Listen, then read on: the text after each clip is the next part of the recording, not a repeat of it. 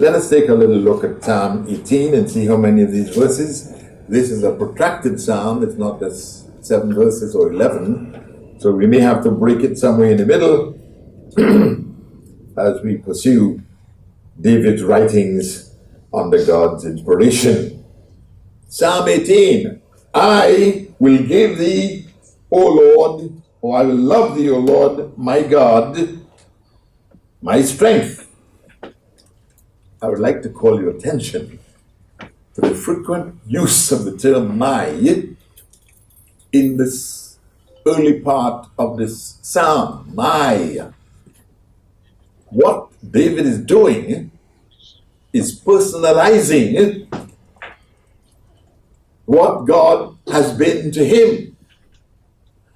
Can you, as we go through these several occurrences, I think I counted about 13 of them. My. Is God my strength? Or do you fall down under the pressure of Satan's pressure on you? Do you look to God as my strength? He ought to be. If he is your God, he ought to be, O Lord, my strength. Note as we go through these early verses, how many times that personal pronoun is used in identifying himself with the God whom he served. And we must develop this attitude of making God personal. Brethren, God has got to step out of the printed word and become personal to us. We cannot be hiding behind the Christian religion. This is no longer your parents' church. This is now your church because my God, he says, my strength. Have you proven God to be your strength? Or do you wilt under the enormous pressure that Satan brings upon you in so many different ways? He says, you're my strength. That's the first my. Let's enumerate them as we go down to verse 2. The Lord is, there's another one. The Lord is my rock. Do you have dependence and trust and mooring in God? Or do you get busy very quickly? Why is this happening to me? He said, thou art my rock. Have you proven God to be a rock in your life? Or are you standing on marshy grounds? Are you easily sinking because you have no rock? My strength. The Lord is my rock and followed my fortress. A fortress is a place that provides, again, mooring, stability, succor, and fortitude for you. You are my rock, you are my strength, and you are my fortress. How many miles there is? Count them. God must be your hiding place, a place where you can resort to and find strength and find direction. Do you only get your direction from friends? Oh, I wonder what this one says. I wonder what my friend Johnny would say. I wonder what I should do.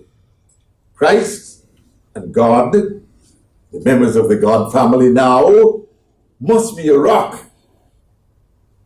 and my fortress. Let us find ourselves finding strength, succor, and an abiding place in God, who is my rock, my strength, my fortress, and my deliverer. Has God delivered you from anything recently? Or are you really getting by the skin of your chinny chin chin? Can you count on God to bring you through hard times and difficult times and times of oppression? I've been counting on God to bring me through this bad foot. My wife said you shouldn't say bad foot. It's nothing bad with the foot. But we should find deliverance in God. I'm doing a lot better. I try to walk without my cane a lot of times. I haven't fallen, thank God. But we should find in God or rock or deliverer or strength. And as David said, my deliverer, knowing the life of David, we know that God delivered him from the tyranny of Saul. Saul was in pursuit of him. Remember that time when Saul, in his anger, called him over to the palace to play the harp to quiet down his spirit? Because you see, Saul is moody. And that's something we should not be. He called David over, but he had his agenda. He wanted to get rid of David because by then he'd known that it looks as though this young man is on his way to the throne. So if I can get rid of him, that would keep me on the throne a little longer. That is human behavior. Standing in the way of others, especially if we see God is in their lives, we want to, what can I do to hold him back? Absolutely nothing. Paul says, if God be for you, who can be against you? So God must be your deliverer, as well as our fortress, or rock, or strength, or hiding place. Thou art my, that's another my deliverer, and my God. We don't have several gods, do we? Money, clothes, other people's ideas. You are my God. We should get to that place, brethren, where we have utter and total dependence on God. He is my God. One of the Psalms says, oh God, you are my God. And we should have that abiding confidence and faith and trust in God to deliver us, to be a hiding place, and above all, to be my God. Whoever else wants to have all the other gods, you want that to business. You are my God. You're the one to whom I look for deliverance and for security and stability. You are my God. Is God your friend this morning, brethren?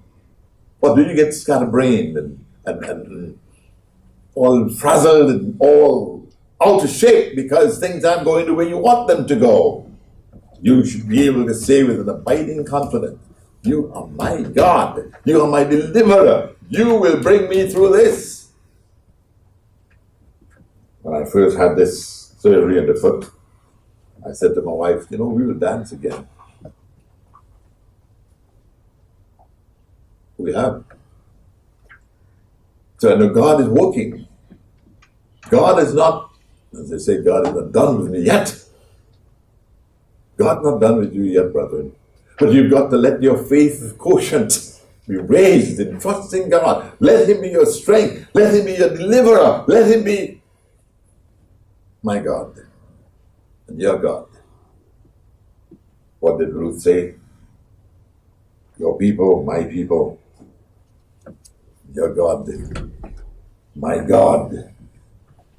My God, and he says, go right into the next, my strength. Remember Samson? In the lap of Delilah. The picture I have is, his head is in her lap. And he's telling her these various stories as she had asked him poignantly, wherein does your great strength lie? Question can be asked about too. Wherein does your great strength lie? I have a good hefty bank account, Mr. Morris. That's not really strength out of that. I mean, giving her a Nancy story. Oh, if you'd get new ropes and bind me, I'll be as weak as any man. And he in his stupidity, there are times when we go down a lane, path of stupidity, and we lose all our understanding and education and light in a certain area and we get stupid. He didn't think that, why is she asking me this? He didn't think, she asked me 3 times because she told him, these 3 times you lied to me. You told me get new ropes and I got the new rope. He said, put my hair in a bun. And she did that. And she said the same mantra, the Philistines be upon you, Samson. And he jumped back to strength, and his strength was still abiding. And she started a sob story. Oh, you lied to me. You don't really love me. Why not tell me wherein your strength lies? Have you asked yourself that? Wherein does your strength lie? What is your mooring? What is your source of support? Oh, you have a good salary. Your house is strong. Your husband is a strong man. Your wife is a noble lady. Is that where your strength is? God ought to be the source of your solidarity and support. My God, my strength, in whom I will trust. That's where your trust ought to be. He's not done with the mice yet. My buckler. What a buckler does. That buckler holds my pants up. You ought to have a buckler, a support system, a means whereby you have mooring and security. My buckler. And the horn of, not done with the mice yet, my salvation. David was pretty astute in understanding the God whom he served. Or he served, past tense. He's no longer alive. So, all of these mice must be personalized. Find God your buckler. Find God your strength. Find God your support. My God. And the horn of my salvation. He's not done yet. And my high tower. A high tower is an important marking. An important hallmark or mark. When you can find a high tower, you know that you're on the right track. Make God your high tower. A place you can go to. He's your buckler. He's your support system. But it should be my tower. Let God be your high tower, brethren. We have a rainy day today. Some people couldn't get here because of the rain. You used to refer to that long ago as, a dry weather Christian.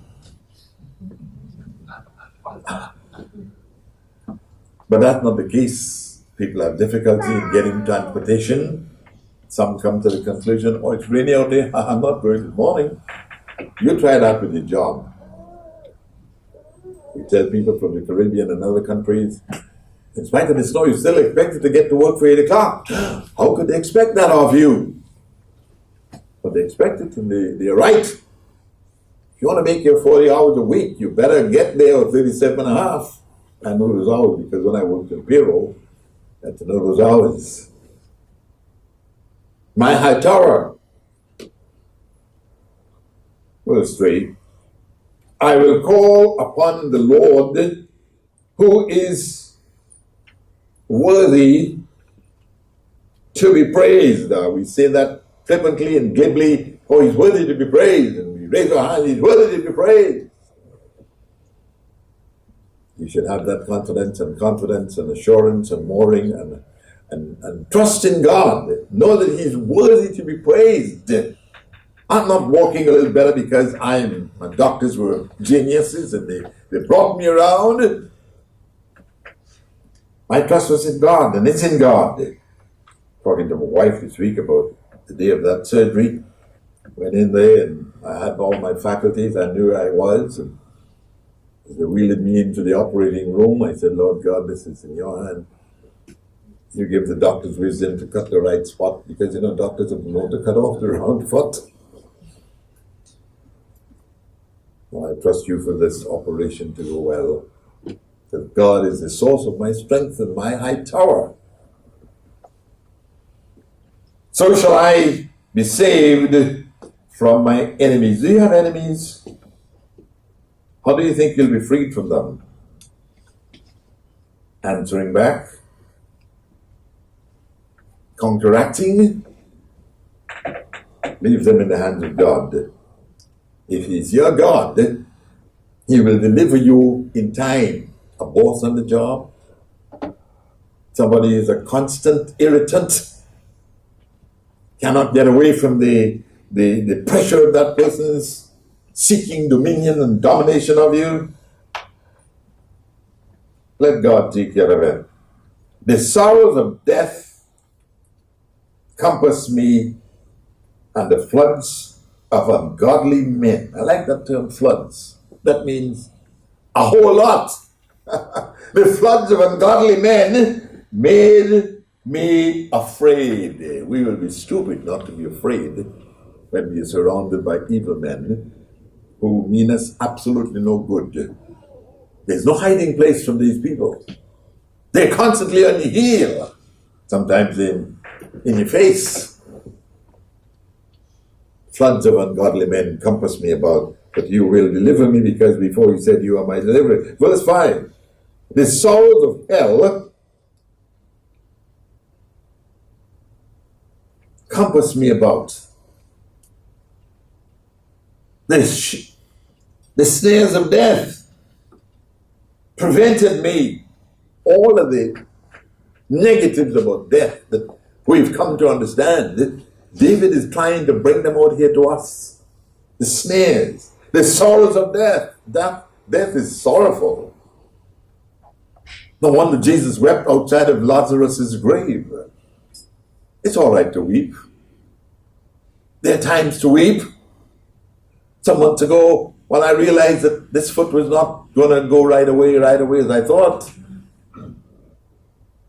I remember hugging my wife and saying, honey, I didn't know this was going to be so debilitating. I didn't know you were going to have to do everything for me. There's nothing wrong with tears in the right place.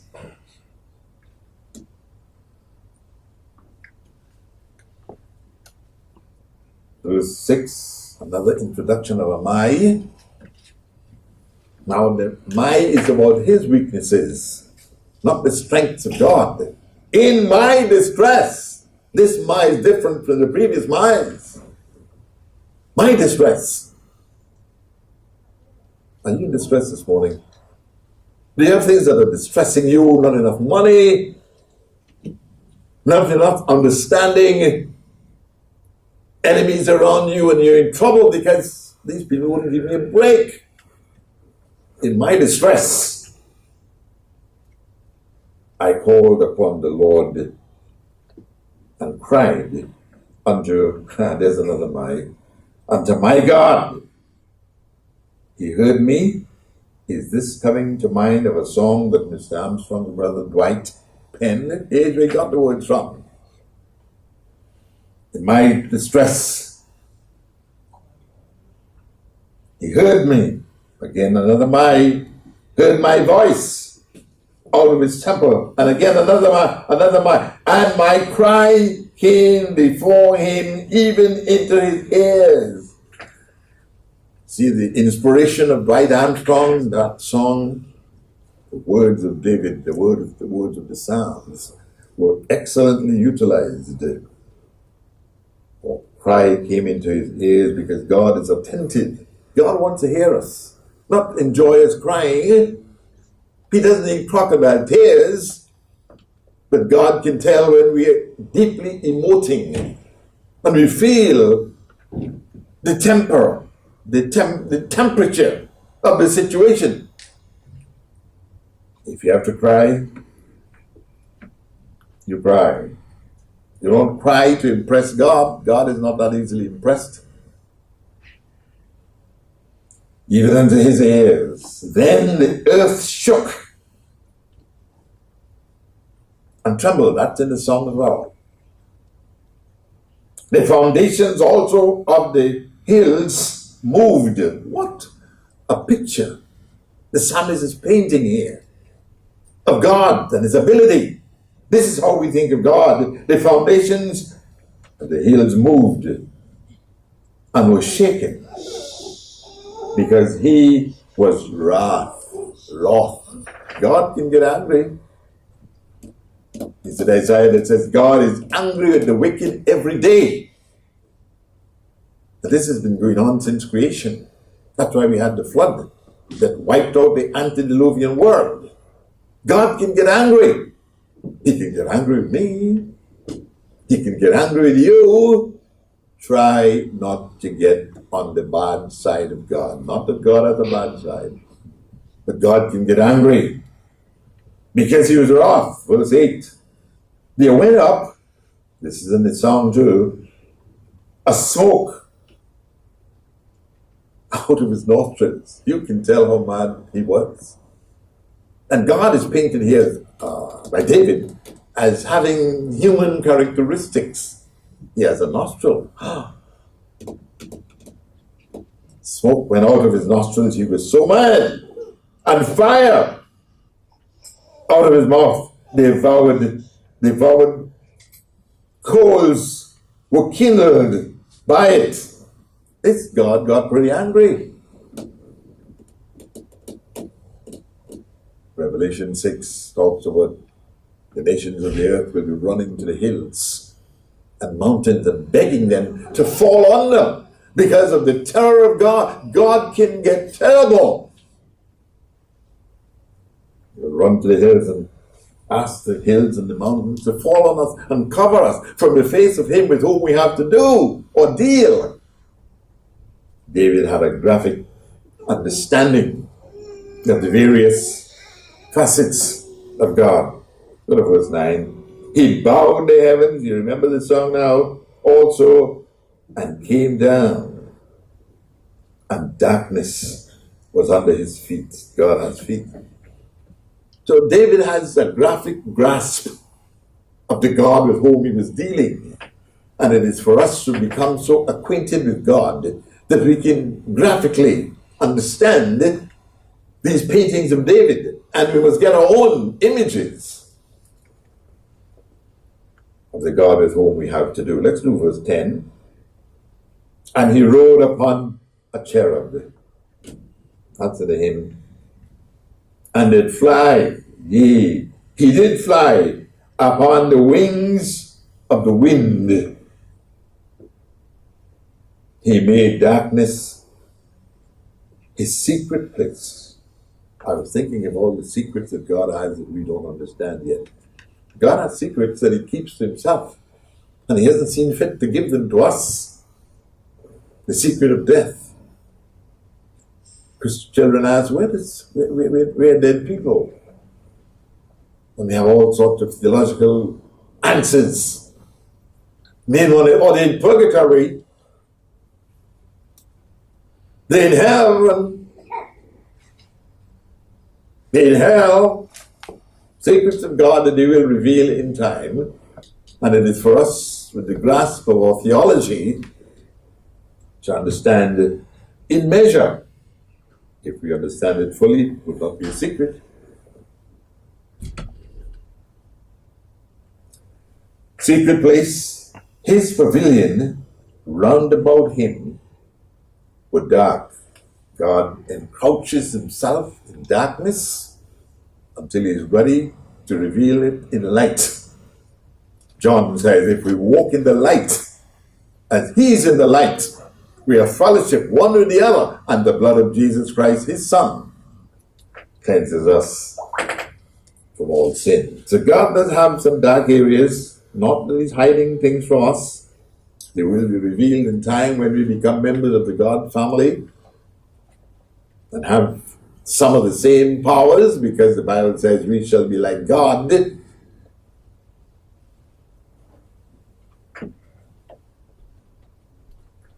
Dark waters and thick clouds of the skies.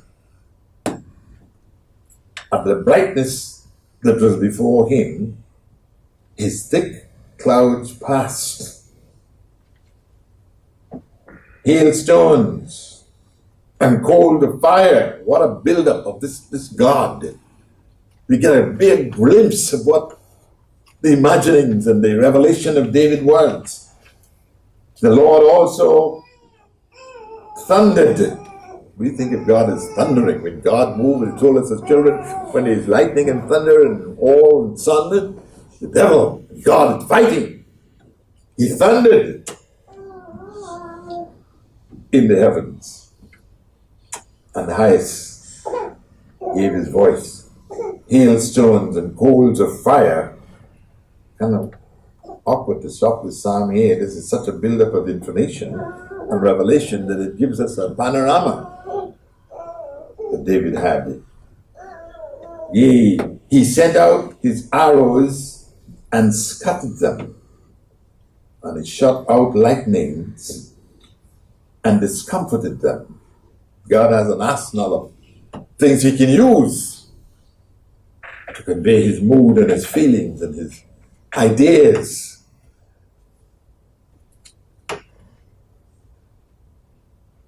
We better stop at 14. It is so good. I'll be running into James this time. Stop it here at verse 14. We'll pick it up next time we speak about it. This has been inspiring. This has been revelatory, beneficial.